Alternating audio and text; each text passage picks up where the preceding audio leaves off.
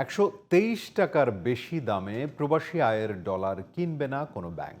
অস্থির ডলার বাজার নিয়ন্ত্রণে কেন্দ্রীয় ব্যাংকের কঠোর পদক্ষেপে এমন সিদ্ধান্ত নিয়েছে দেশের ব্যাংকগুলো। অর্থনীতি বিশ্লেষকরা বলছেন এতে অস্থিরতা কমলেও নেতিবাচক প্রভাব পড়বে রমজানে। নাইম কামালের রিপোর্টে বিস্তারিত।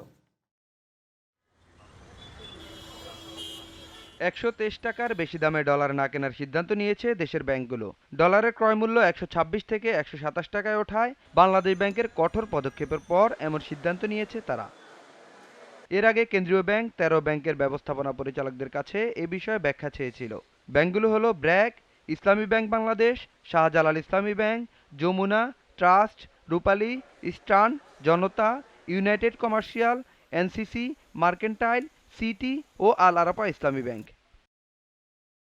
বেসরকারি কয়েকটি ব্যাংকের ট্রেজারি প্রদানদের তথ্যমতে, ব্যাংক অতিরিক্ত দামে ডলার কেনার কারণে আমদানিকারকদেরও বেশি দামে ডলার কিনতে হচ্ছে। এতে অস্থির হয়ে ওঠে ডলারের বাজার, ফলে আমদানি করা পণ্যের দাম বাড়ছে। অর্থনীতি বিশ্লেষকরা বলছেন এতে অস্থিরতা কমলেও নেতিবাচক প্রভাব পড়বে রমজানে। ডলার সংকটের কারণে আমদানিজনিত মূল্যস্ফীতি যদি বেড়ে যায়, তাহলে তো আমার জনগণের দুর্ভোগ আরও বেড়ে যাবে রমজান মাসে। এই মুহূর্তে ডলারের বিনিময় হারটা এটা বাজারের উপরে ছেড়ে দিতে। অন্তর্বর্তী সরকারের সময় প্রতি মাসেই প্রবাসী আয় এসেছে ২০০ কোটি ডলারের বেশি। তবে এবার ৩ সপ্তাহে প্রবাসী আয় এসেছে ২০০ কোটি ৭২ লাখ ৩০ হাজার ডলার। প্রবাসী আয়ের এই জোরালো প্রবাহে গত সোমবার দিন শেষে রিজার্ভ দাঁড়িয়েছে ২,৪৯৮ কোটি ডলারে।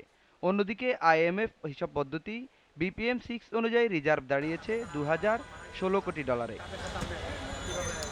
Naim Kamal, GTV news, Dhaka.